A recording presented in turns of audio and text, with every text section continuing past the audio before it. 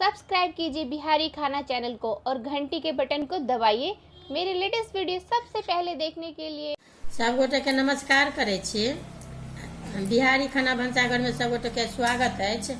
आई हम पटुआ साग है, पटुआ साग के दाल द के दाल सग्गा बना रहल छी। कमे है, बेसी रहता तो झोरो निक लागत, लेकिन कमे 250 अंदाज। तो में हम दाल द के दाल देखा दे छी। तो दाल सग्गा बना रहल छी। देखियो साग कहलौं हाँ, पटुआ साग बना रहल छी। तो में अहाँ के देखियो ई पानी अहाँ के ऐसे 3 कटोरा से ऐसे पानी देलिए।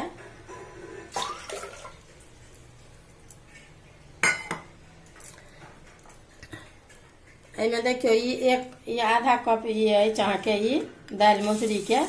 तो ये फुला के अहाँ के एकरा ई मतलब धो देलौं हाँ, फुलबे के नहीं का छै। ये धो के एकरा अहाँ के से छलिए तब द रहल छी। पहले मसूरी के दाल ये हम दाल सग्गा बना रहल छी। पटुआ साग मसूरी के दाल में द के जना ई बनेबै ने तो धियो पुता मन से खायत दाल। ओना पटुआ के साग बच्चा सब नहीं खाय चाहे छै। नून अपना अंदाज से देबै, नून द रहल छी।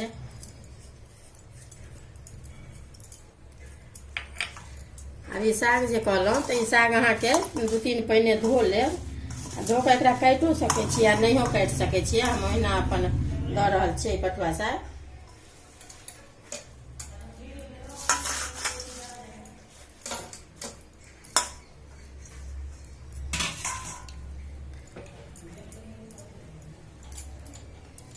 यहाँ के में आधा चम्मच हरद है, हरद द रहल छी।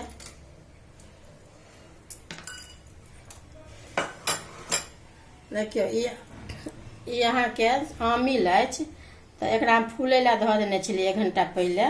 तो देखियो ई फूल गेल अहाँ के, ई मिल गेल। तो एकरा की करब, यदि आमिल दे के हुए तो 1 घंटा फूले ला दो देबै, तकरा बाद दो देबै। नहीं तो अपन टमाटर दे के हुए तो टमाटरो दो सके छिए। तो हम आमिल द के बना रहल छी।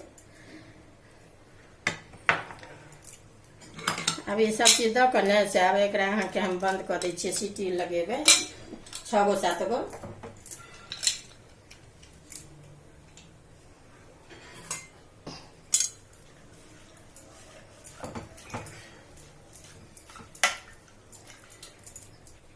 जना टमाटर हुए या आमक चूड़ हुए सेहो द सके छिए खट्टा।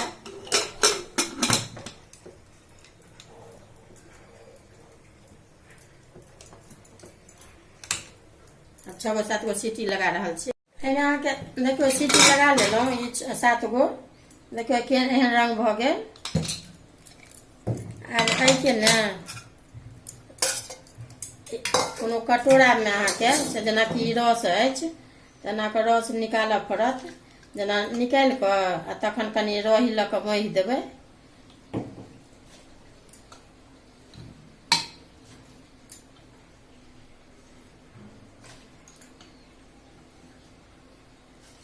गेनहारी साग जकाँ अथी जकाँ वो ठरिया साग जकाँ ई साग नहीं अथी होइए।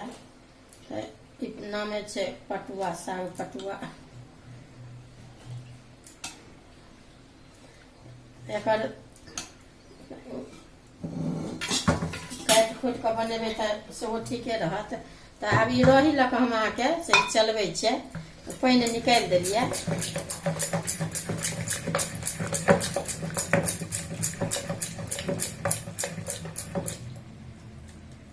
जेना रही ल के मिलेबै ने अहिना क के तो वो सबटा मिल जाए।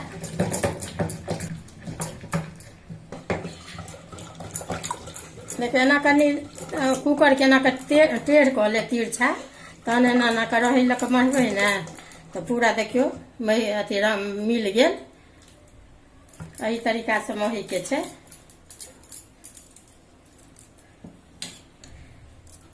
अब ई पानि अहाँ के जे निकाललौं हाँ, यहाँ अंदाज से जे झोर जेना कि गाढ़ रहत तो कनी बेसी ओतेक नहीं बढ़िया लागत। कनी हल्का नहीं गाढ़े छै ने अथी अछि। जेना 3 कटोरा कहने छलौं पानि देलिए। तो देखियो एहि तरीका के भेल। तब ई बनि गेल। अब एहिमे फोरन देखियो फोरन अछि। ये 2 गो मिरचाई अछि अहाँ के।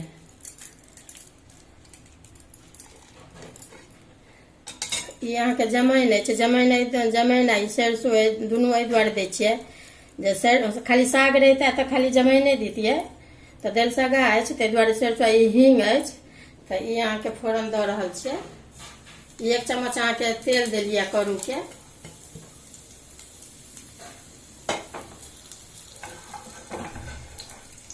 देखियौ ई चम्मच अहाँके 1 चम्मच तेल अछि।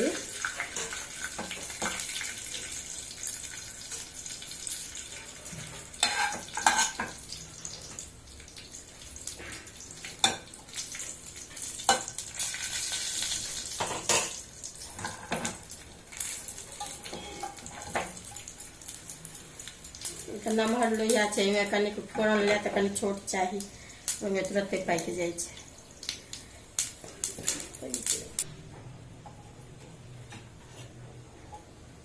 अब ई फोरन देखियौ पाकि गेल तऽ अब ई हम दऽ रहल छियै। जेना पटुआ साग देखेलहुँ हँ ने तऽ एगो दूगो साग और बना रहल छी, देखा दै छी।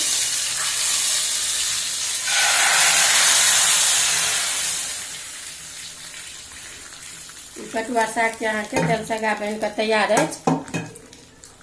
अहाँके जेनाकि बथुआ झोर देने छी आ बथुआ दालिसग्गा देने छी, तहिना ई पटुआ अहाँके सागके दालिसग्गा अहाँके अछि।